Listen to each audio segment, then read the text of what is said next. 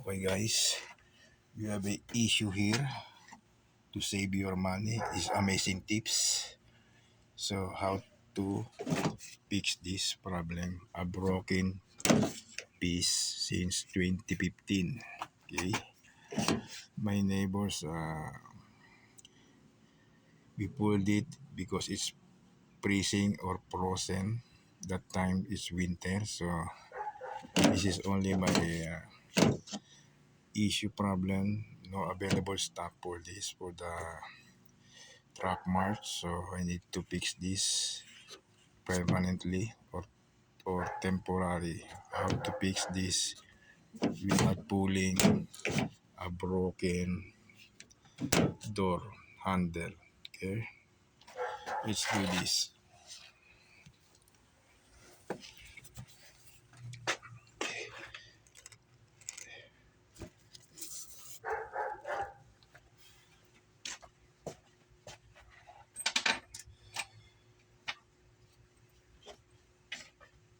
By using drill gun,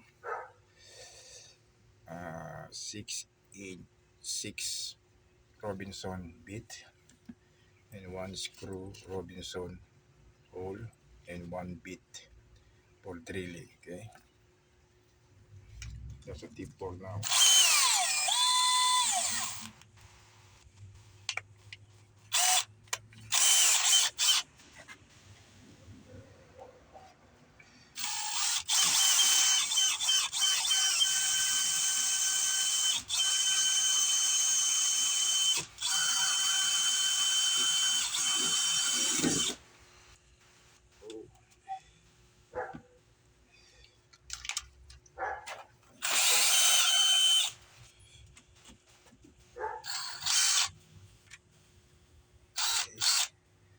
Repeat again, it's broken.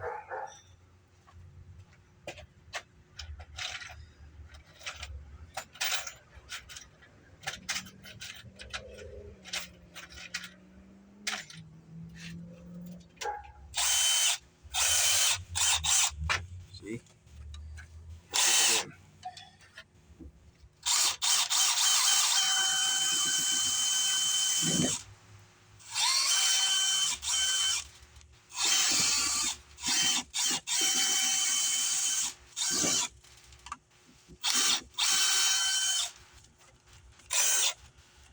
Don't force it or penetrate the drill gun or the drill bit becomes broken. So now we try to insert this Robinson bit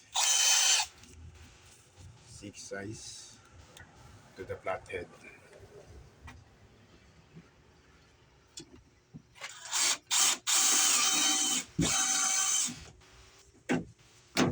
Short.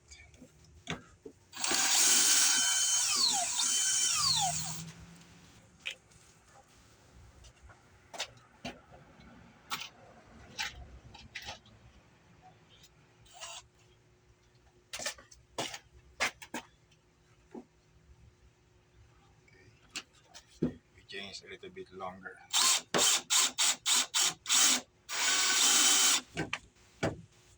Need more shorts.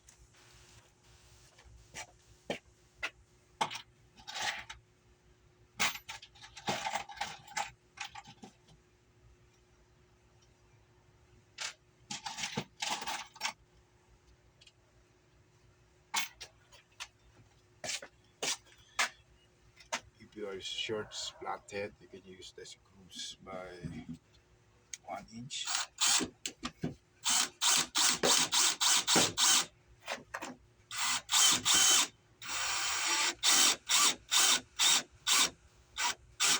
See, pump by pump, little bit.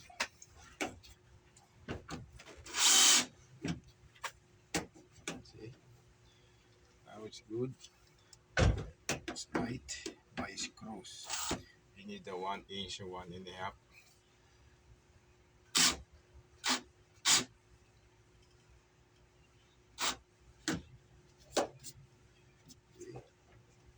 It's tight now. So if you have a problem about your broken handle, no available because this is the model of my van, a Ford Windstar 1994. So no available for this handle. Even this, there's an issue about the broken glass accidentally. See, I put tape backside of the side mirror. Okay, so I can do that by own, but my own to fix the glass inside. How to return even not cost of $100, $1,000 to the shop, to the auto shop. I can return the glass if there's available bits for this van 1994 Ford Windstar. So for now, temporary, I put tape because there's no available for this, and then I canvas before almost 500. So the total amount, the glass and the labor plus tax. So this issue, there's no available. How many times I called them in the truck mart, so no available for this handle for my sliding door van door. So we cannot force it, but not is loose. Okay, it's up to you if you dig it too much. So the screw is totally inside. See, it's fine as long not moving too much loss. Uy, nay na, ano ba? Hindi ka ba lalakad? Okay, it's almost done. Mag-vlog ka, magpa-vlog ka. Okay.